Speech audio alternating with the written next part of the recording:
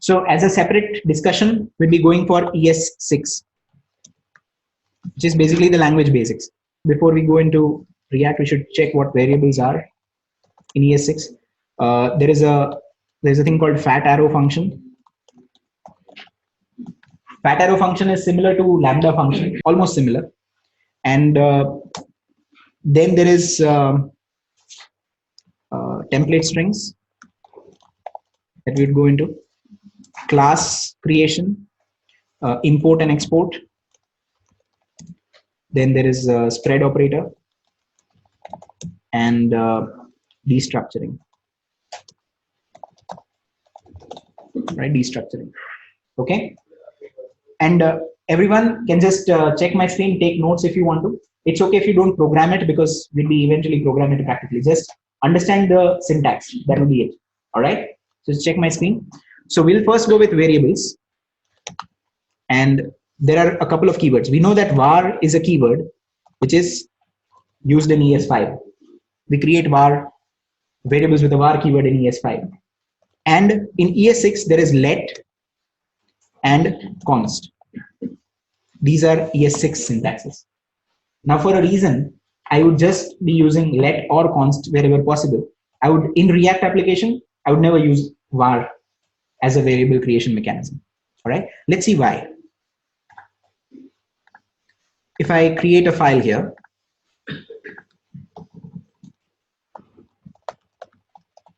calling it variable.js. Now this variables.js, remember, I'd be running it like if I do a console log, let's say var a is equal to 10 and a console log of a. How do you think I would be executing this file? Chrome console, yes, one option. But if I want to execute it through Chrome console, first I had to create an HTML file, then add it as a script and then run, and then Chrome console would display the result. Perfectly okay. However, as Anil mentioned, we can also use Node.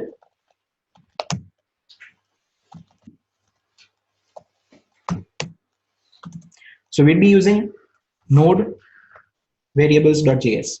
All right. And that is sort of a mechanism where we execute any Java file as well. Right. But before executing of a Java file, it gets compiled and then it gets executed. Here, Node does both the things. There is in our Chrome browser, there is a compiler for JavaScript. Can anyone tell me what the name of that compiler is? V8, right? So V8 is a compiler in our browsers.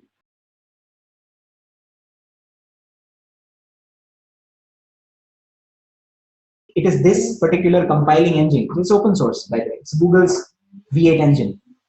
And this is the one that is working in Google Chrome that compiles JavaScript and runs it. So now, if you think about it, compiling of JavaScript is actually something that is happening really quickly in our browser, because we don't even realize that it's been compiled and then it is run, right? So this V8 is actually very quick to compile JavaScript, and we just do not realize that. So what this developer of Node.js thought was, Ryan Dahl, his name is Ryan Dahl, and he thought that, okay, we can use V8 in an environment that would facilitate JavaScript to run on the computer, on the machine itself. And that's why Node.js contains V8 as the compiler. All right. So whatever that Chrome supports, Node.js would support, because it is V8 compilation that is happening. All right. So if I run this variables.js, you can see that the output would be there. And even if I use ES6 in here, V8 also identifies ES6 as a syntax. Our Chrome browser also would identify ES6 as a syntax. Most of the part, import export would not happen basically. We'll see how. All right. So this V8 is capable of understanding all these syntaxes. All right. So even if I go for let to create a variable, it'll be fine. Our V8 would identify this, and it would also declare a variable and we display it inside the console. That is happening. All right. Now, what is the difference between let and var? If I create a var, a variable a, and if I go for a block, like if true, all right, something like this. And, or maybe what I can do is console log, I can put it outside. And I can go for var a again to be 30. Now Now this one variable is inside the if block, one variable is outside the if block. Now, how do you think this variable should behave? Basically, what should be the output inside this console log A that we are having? 30, 10, mixed opinions, right? A variable should behave in a way where it should always be a block scoped variable. But with this var keyword, that is the problem. You can see that the output here is 30. Whenever you create a variable with a var keyword, it never is a block scoped variable. It's always a global variable. It is functionally scoped. So which means if you create a variable in a function, that would be scoped inside a function with the var keyword. However, it is not block scoped. If block for loop, it always creates a global variable. So now this is a ambiguity as far as creating variables is concerned. And ES5 actually had so many of these ambiguities. One of them is variable creation. And that was also the reason that ES6 came into the picture, because we want our code to be predictable. And this doesn't predict our code essentially. All right. So in that case, instead of var, we use let. This let keyword actually helps a variable behave like a variable. And hence the scopes are different now. The one inside the if block is a different variable. The one inside the ones outside the if block is a different variable. So now if I run this, you can see that it behaves the way we expect it to. So, and that is the reason why I would not use var as a keyword or var for creating a variable as far as our React applications are concerned. But as a matter of fact, any other application, because now our browser also understands let as a keyword. All right. Is that clear? So that is one. And then ES6 also introduced const. Again, predictability is something which was of a concern. When application grows bigger, it is always necessary that predictable programming has to be done. And const helps you to do that. So you would see in our regular ReactJS work that we'll be using constant as much as possible. So if I go for const, this will behave as a variable as well. Scope and all would be the same. But the thing is, like if I go for pi is equal to something else, this will right away give me an error. All right. Now if I execute, this will give me an error. Then because we cannot assign, anything, to the constant once it is initialized, this gives me an error. All right. So this let and const and var. I believe the differences are clear. Yes, the difference between let, const, and var. Everyone? Yes or no? Yes.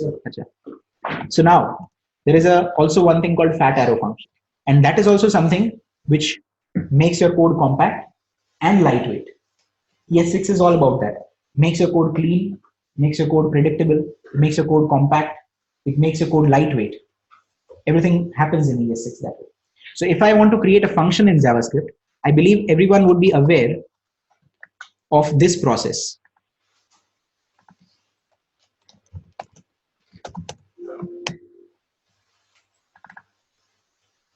If I want to create a function, I can do this var. I can create an anonymous function in JavaScript. All right. This sort of a function creation can be done.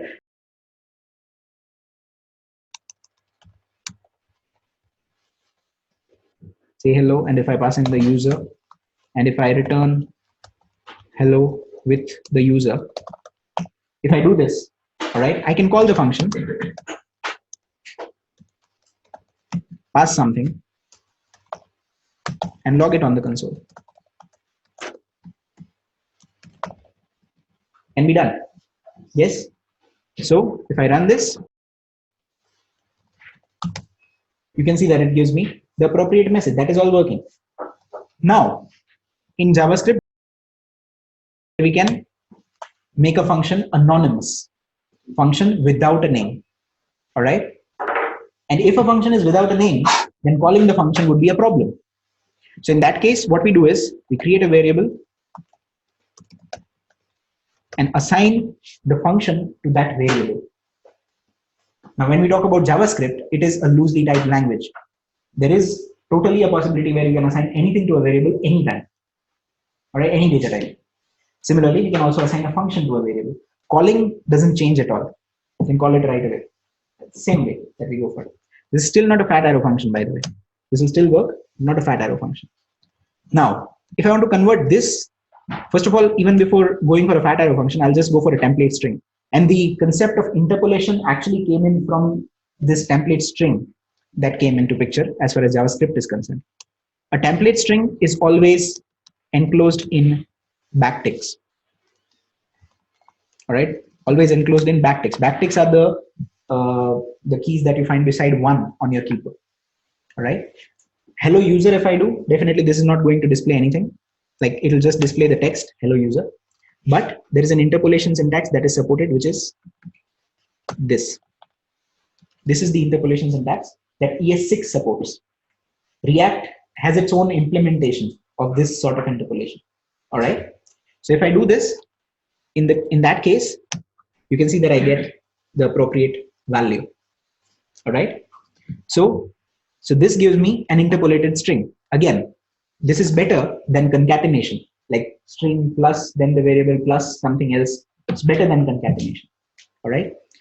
And if I want to create a fat arrow function, all I have to do is get rid of this function keyword, and instead of that blank between the bracket and the function header, just go for a fat arrow, like an arrow key equal to and greater than sign. This will create a function for you. All right. So again, if I run this would work. So what is the difference between fat arrow function and a normal function? All right. Anyone is aware of that difference? Syntactically, certainly they are different, but what is the actual difference between? Yes. Exactly. Whenever you create a function, and that is why we are able to create components as well. Whenever you create a function, the function always gives you a context. Now, where have we seen this normally? Only in class. Whatever. We have seen this keyword only in the classes. And here in the function also, you would find a context. You can see that there is an object that is actually a context that is available. This is available. And why this ES5 function has this keyword is because in ES5, there was no class keyword. All right. In ES5, no class keyword was there. So creating objects from classes required a mechanism in which functions were considered as classes. And I'll show you how we create an object through a function in a while. All right. So that is one thing. And that's why this function keyword needs a context, because we want to access the current property. However, if I go for the fat arrow function, this function actually behaves as a function. All right. So if I run this, you can see no context at all. So this also means that your functions created by fat arrow would be lightweight. It would not carry their own context. Yeah, for context, we can use the call apply bind.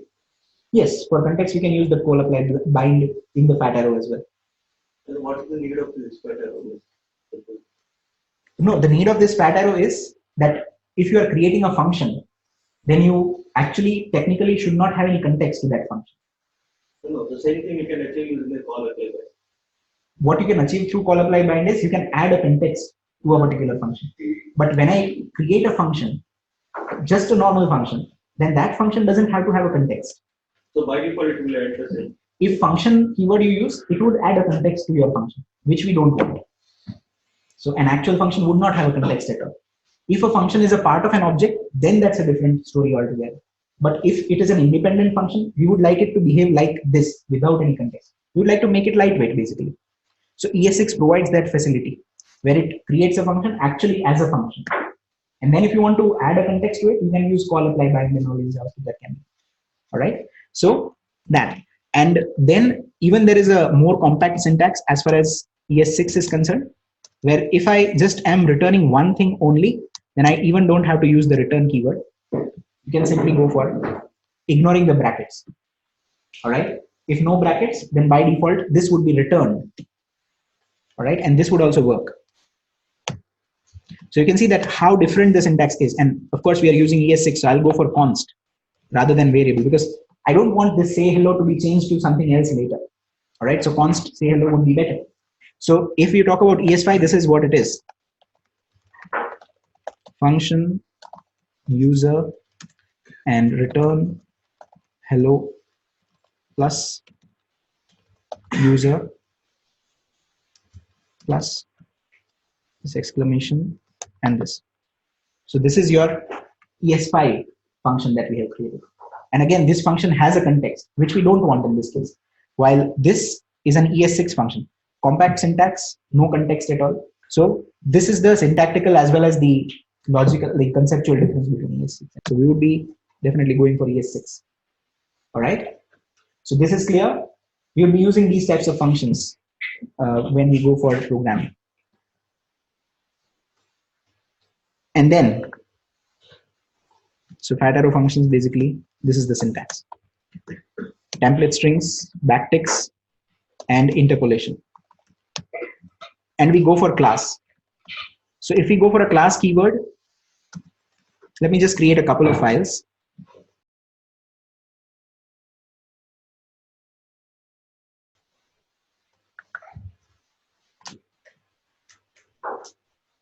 All right, I'll create a class file, which will be a separate thing. And I would like to import that particular file into another file and then create object out of it.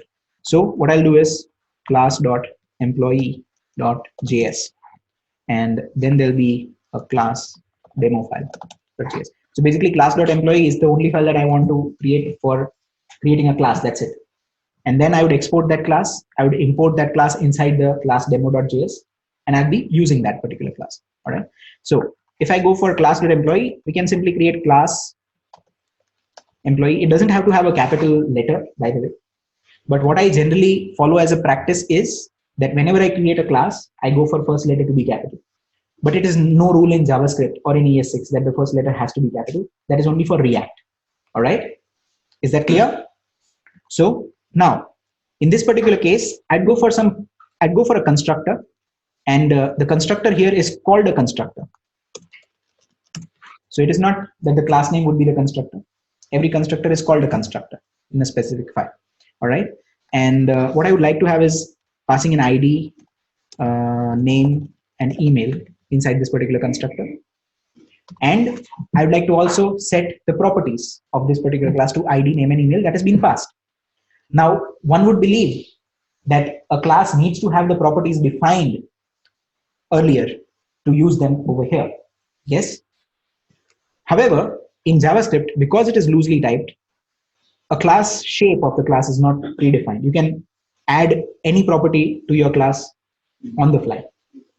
All right. So ID is equal to ID. This dot name is equal to name. So here we are actually defining the properties itself. And even not specific to constructor, you can go for any other function, any other method inside this particular class, and you can create a property that you want. So this is bad actually. But there are certain provisions that help us to do some mapping and all. But as far as good practices are concerned, what I've also seen is lately there is a requirement that has been emerging of using TypeScript with React. All right. So lately I have seen certain training requirements as well that, okay, I want to use TypeScript with React. That is actually an ideal scenario, because TypeScript is actually somewhat strictly typed, not strictly, but optionally typed. It gives you a facility where you can provide data types. So if these properties are not defined in the class in TypeScript, you will not be able to create these properties over here. So that is something. It's more secure. Yes, that's right. More robust, maybe we can say that. All right. And then I would go for, however, we are just going for JavaScript right now. And I'd have one method. And the method creation here doesn't have to have the function keyword. It can directly be created. That is the syntax of a class. And I can just do a console log, this dot ID, this dot name, this dot email. Can be done. All right. So I've created a class. Creation of an object is the same for ES5 and ES6 and any other programming language that is there. It is simply is equal to employee, and the constructor expects certain arguments like name and email. All right. The constructor would expect these arguments. All right. And then I can go for an employee dot show details. That will show me all the details. All right. So if I run this, you can see that I get all the details. right? So that is pretty straightforward. But what I want actually is I want to export this class and I want to import it inside my class demo, and then I want to create objects. So we know that there is one syntax of export that we already saw. What was that syntax? Export default employee. Now we'll see what this default means. What if we don't use default? Right? We'll see what this is. So export default and the name of the class. Now we are exporting this, and in the class demo, I would import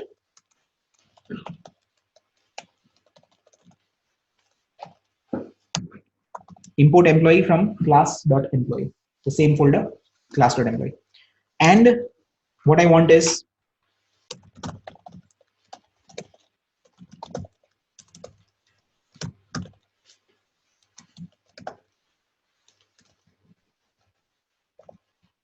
something like this, and this is what I want to do. All right. So I believe this is pretty straightforward, pretty clear. We're exporting that in here and importing. Now the problem is Node.js doesn't understand the import statement, nor it understands the export. All right. So if I try to run this, class demo.js, this will give us an error. Cannot use import statement outside a module or something like that. All right. So because even this is not a module. So if it would have been a module, which means there is a Node.js module system that is running, which is something that is there in React, import might also be something that you might have used. But in this case, import can be done this way. First of all, I'll tell you what is export. Like export also would not work, by the way. This is ES6 way of going for an export statement. But if you want to go for an ES5 way, all right, it'll be something like this: module.exports employee. This is ES5. All right, we'll be able to go for ES5 this way: module.exports. This is equivalent, export default and module.exports. And in here, instead of import, this is again ES6, and we can go for a const employee is equal to require class.employee. So this is ES5. All right, both of them are equivalent. Okay, so when I run this class demo now, you'd see that you'd get the value. All right, so again, we are going to use this import syntax only. So I'll be focusing on the import. However, I'll not be able to run it right now because Babel is not there in here. All right, so we'll not be able to run it. But there are certain things regarding import that we need to clarify. So I'll just keep it this way. One thing is we have done an export default employee. All right, we can also do a non-default export, by the way. All right, so if I want to do a non-default export, the syntax is this: export class employee. It's not like that we can do an export employee below over that. So that is not the syntax. Basically, I cannot do this. This will not work. All right, this is not the syntax. The syntax for a non-default export is while you create an identifier, you just export it. This is the syntax. All right, so we would be also doing some non-default exports in our React.js code as well, because at times there will be specific scenarios where you want to export multiple things from one particular class. Default export would only be one, always be one, while non-default exports could be multiple. All right, could be multiple. So if I export class employee, the way I would import it is by adding brackets surrounding it. All right, and this bracket syntax is something called destructuring. We'll come to that. All right, but the thing is, if I do a non-default export, then I have to add brackets while importing it. If I do a default export, that is export default, then I don't need to have any brackets accompanying. All right, that is one difference. All right, also there could be multiple non-default exports, like export const py, for example. This is all valid.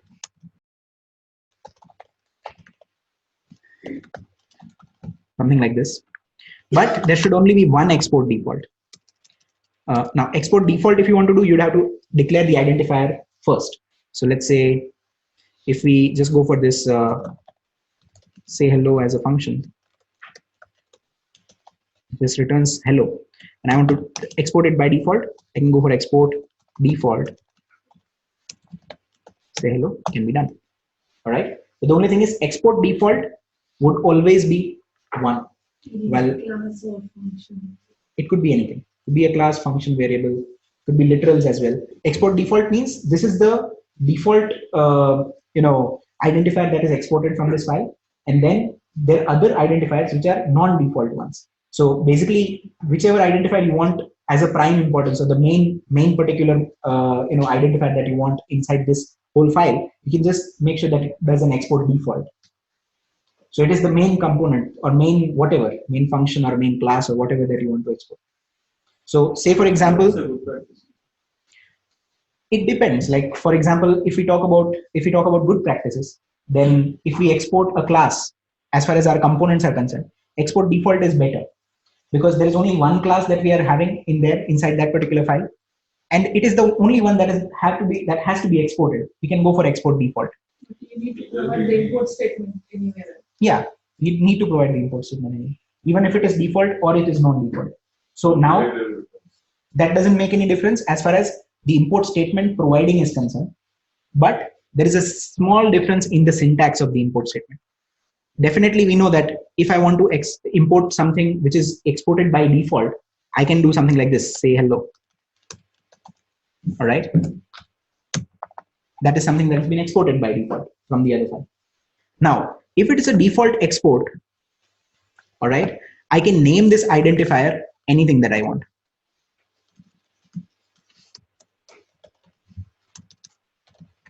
I can name this anything that I want in here. All right. If it's a default export, you can name it something simpler as well if you want to. If it is a non-default export and we are using this curly brackets, then exactly that same name has to be provided. Otherwise, it will not work. All right. And you can go for multiple imports this way, by the way. You can go for a curly bracket, comma separated, and together you can also do a non-default one. So say hello is the default one, and the rest of them are non-default ones. All right.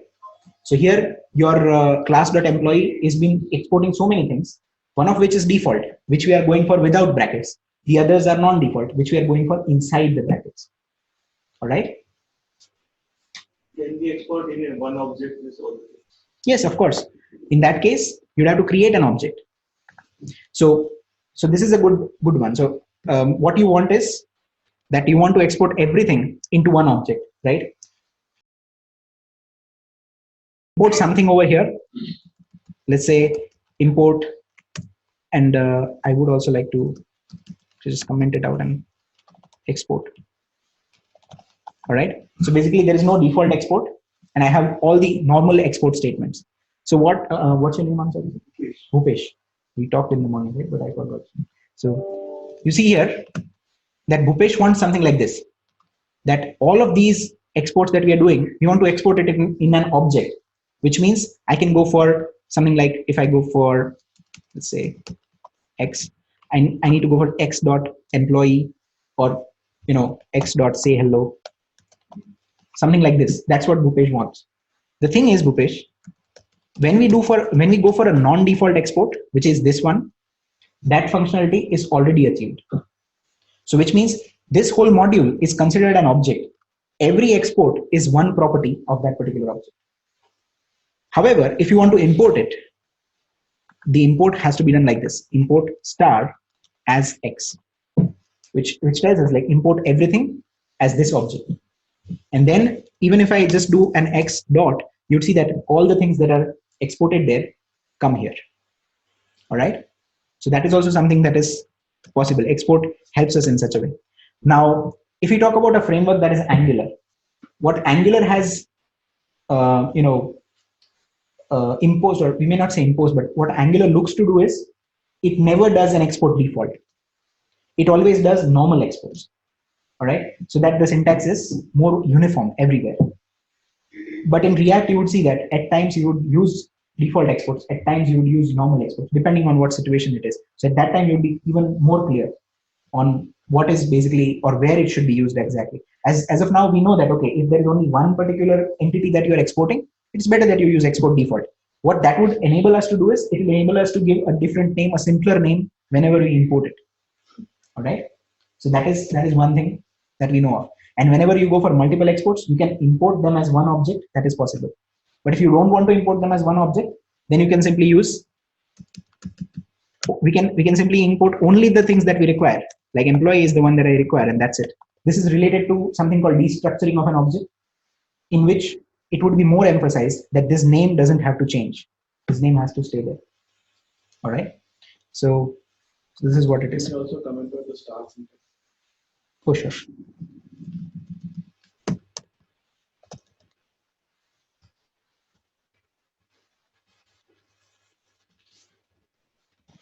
So this is clear. Import export syntax. We will be using them heavily. So make sure that it is clear. All right. So import and export. And then there is something called destructuring. I'll approach destructuring first because it is somewhat related to the normal export. Right? So just one class export JS, we added export in front of all the statements. So can we take it as a const variable and we can export as a object there? You mean that you want a constant variable like this? Yeah, and export, then within braces we just add like as an object will export.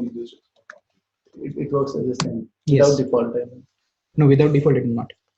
So if you want to create an object, you'd have to first create an object, like const object is equal to, and then it will work like name is equal to whatever name or something like that. So if you want to go for an export default, this name, say hello, and everything can be added. Everything can be added.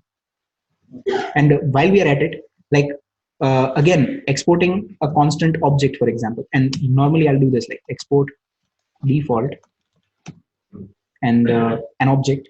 Okay. So in that case, you need not give export, right? Yeah. In that case, if you just ignore export and you just go for something like this, that'll be fine.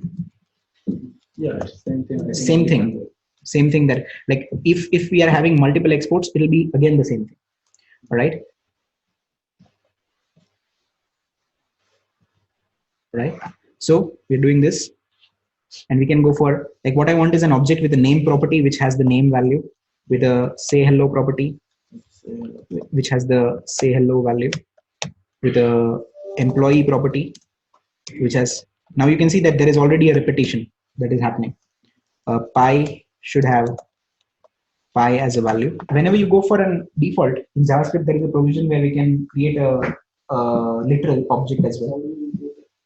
Same thing, like import star as, or not even star, like because it's a normal entity, you can just import, let me just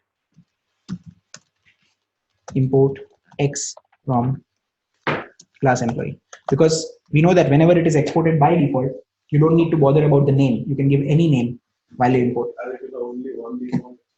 Exactly. It will take that one only, right? And then it will be X dot pi and all. So here we don't have to use star or anything like that. So that would happen. And plus, again, as Anil mentioned, like if you want this, like E as employee, employee as E, is it? Okay. I was not aware of this syntax. So employee as E can be done. All right. So in this case, we are exporting default this, and we know now that we are importing X, and X dot employee can be done. So basically, X dot employee would work rather than just employee. All right. However, you can see that there is a repetition here. We are going for a key value pair inside a JavaScript object. So ES6 also solves that for you. So whenever the key and the value, they are the same identifier, you don't need to specify both of them. You just need to specify one of them, like one basically, because they both are the same. So it will be the same thing if we go for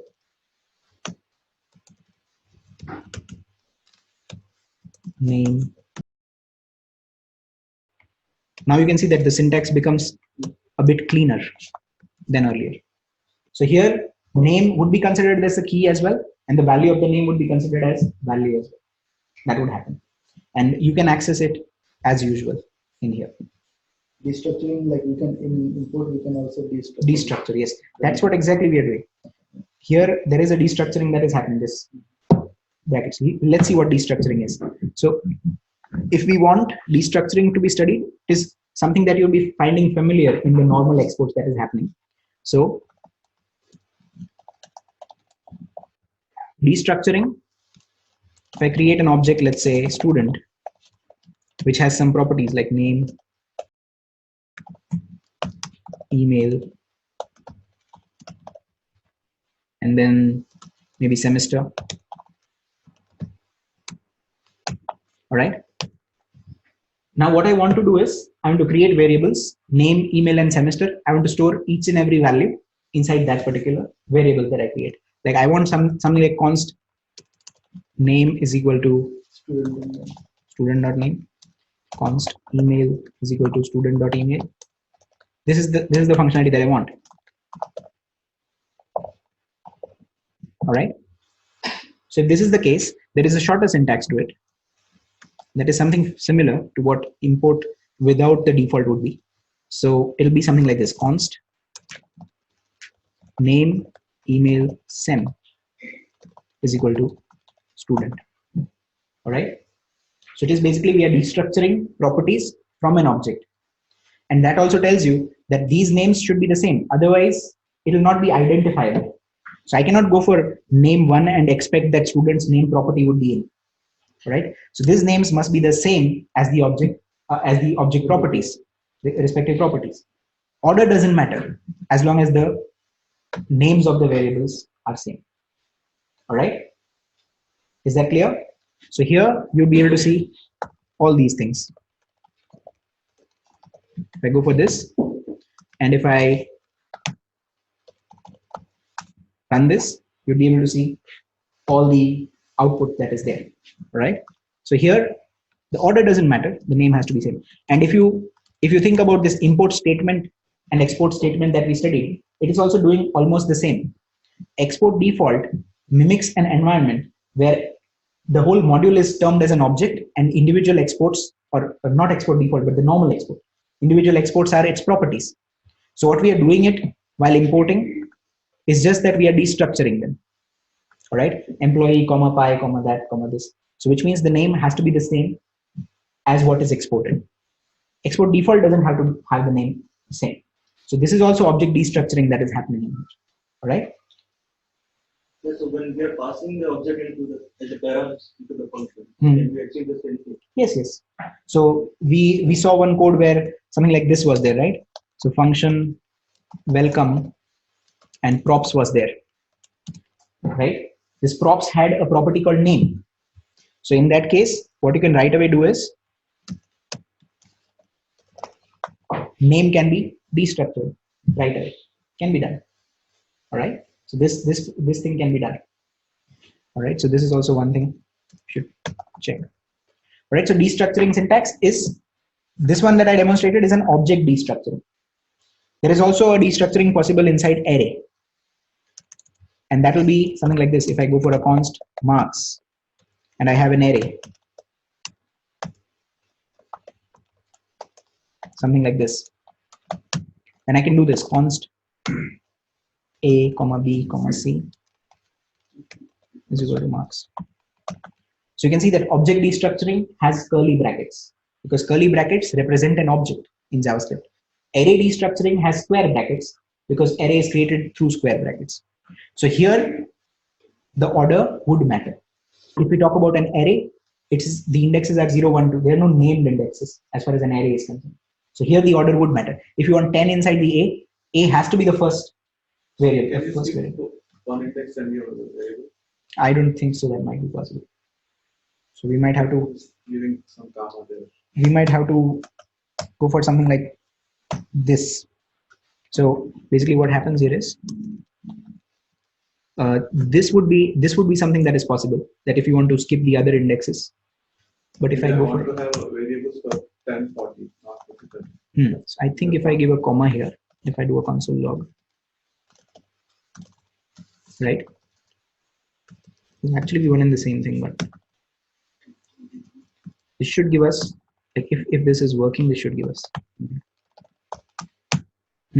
So that happens, right? But the thing is that We should this is move not the index. We should. Yeah, we should know the. If it's an array, we should know the index, and this sort of a syntax is never something that is used. Static arrays. I'm sorry. Static arrays. Static arrays only. Yeah, but it's not that also. In JavaScript, it is a possibility where you can create a array dynamically. So there is no index that is restricting anything in JavaScript.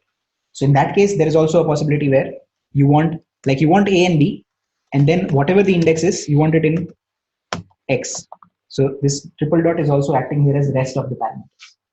All right. So A, B, and then X would be rest of the parameters. Rest of the parameters of the array.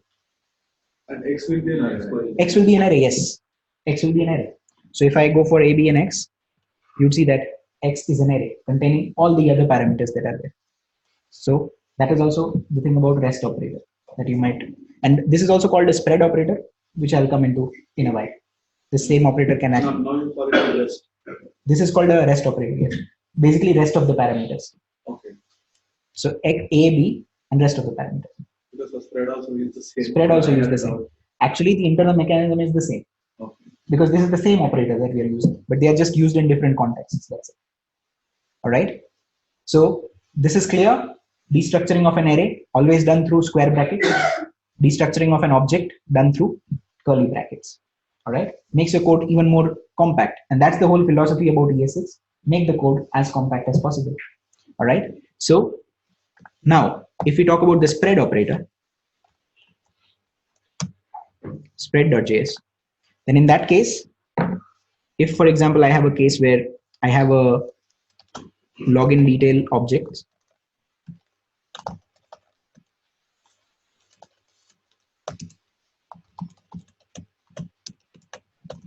all right, and also I have a personal details object,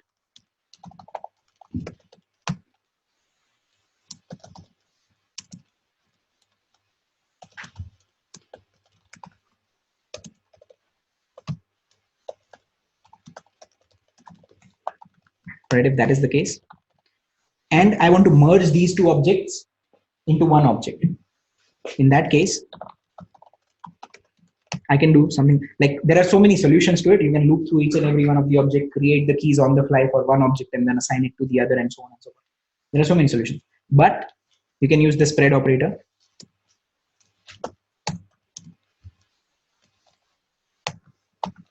Like so. And what it will do is, it will merge both these objects into one, and it will give you the user details object. Will be no nesting that will be done. All the parameters will be there at the same level. So your user details object is something that is expected as username, password, name, and email, same level altogether. What if we don't give the first 3 dots? So if we don't give the first 3 dots, then what do you expect would happen? Login details will be taken as a key.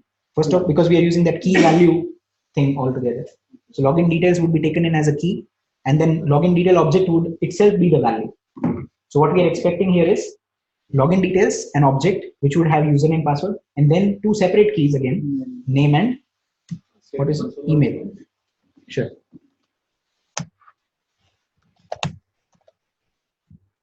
You can see that login details is an object of which login details is the value, and then we have spread through other operators. So, or other object, then you just go for spread through. All right. Spread is just press it. Spread through. The rest, both are same. Yes. So the mechanism, internal mechanism is the same. So if someone asks what is the difference between that is not actually a valid question. It's a spread and rest operator are just the terms that we use to have a context to the usage of that particular. It's only for learning purpose. I don't think anyone would ask it. But if anyone asks it, what is the difference between spread operator and rest operator? You should just explain the context in which they are used. So if I want to just spread all the elements of the array, use the spread operator. If I want to get the rest of the parameters, use the rest operator. Functions, if you are receiving Rest operator. If you are receiving arguments, yes, that is one thing. Like in functions, if we are not sure of how many arguments are there, you can just go for dot dot dot and a variable. It will take all the arguments. That will be there. So it is the context in which you are using. Yeah, sure. Yeah, sure. So if there is any common key linked to the address, is it going to override? It is going to override. Second one will take the first. Second one, of course. Username. Username, if I go for test, for example, then whichever is the latest one would take the priority. It's basically overriding the variables. So what we are expecting here now is username to be test. All right. So it will just be the latest one. And same concept applies to destructuring, rest operator or spread operator through the array as well. So if I go for marks 1 to be 1, 2, 3, 4, and marks 2 to be 7, 8, 9, and 0, for example. And then if I go for, or just console log an array. Formatting. What is the formatting method?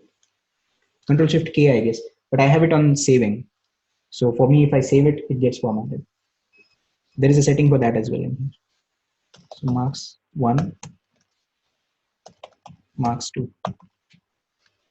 All right. So what I'm doing is I'm logging an array inside the console. I'm spreading through marks 1 and marks 2. All right. And if I just run this, it'll be just a one-dimensional array. So what if I take off one of the spread operators? What do you think would be in this case? So again, marks in the marks in the array, and the marks key will have the array. Marks key would not have the array. Zeroth index would have the array. Right? In case of object, Array and the spread array. yes. So a two-dimensional array first to start with, and the rest of the elements would be single dimension. Right? So that is also possible as far as JavaScript is concerned. Right? An array could have anything that you want, any data type. Doesn't really matter, which is bad as far as JavaScript is concerned. All right? But we'd have to bear with it because we are using TypeScript. We are not using TypeScript and we are using JavaScript. All right? So these are certain operators that we would be using. All right, destructuring and import and export. We saw different varieties of import and export. All right, so these are some things that we'll be using regularly as far as ReactJS programming is concerned. While ES6 is a very vast topic again. So there is a specification of ES6 that is available.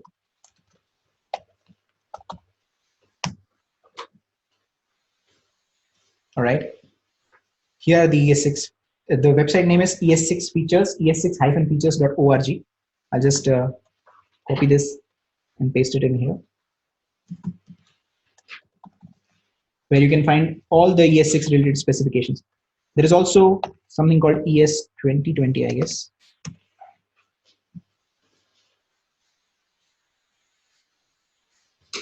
Yeah, this one. Oh, not this one actually. Yeah, this is the standard. This is the 2020 specification. Still, I don't know if Babel also would not support it because it just came in on 12th December 2019. So this is something that is going to be a standard in a couple of years, but not yet.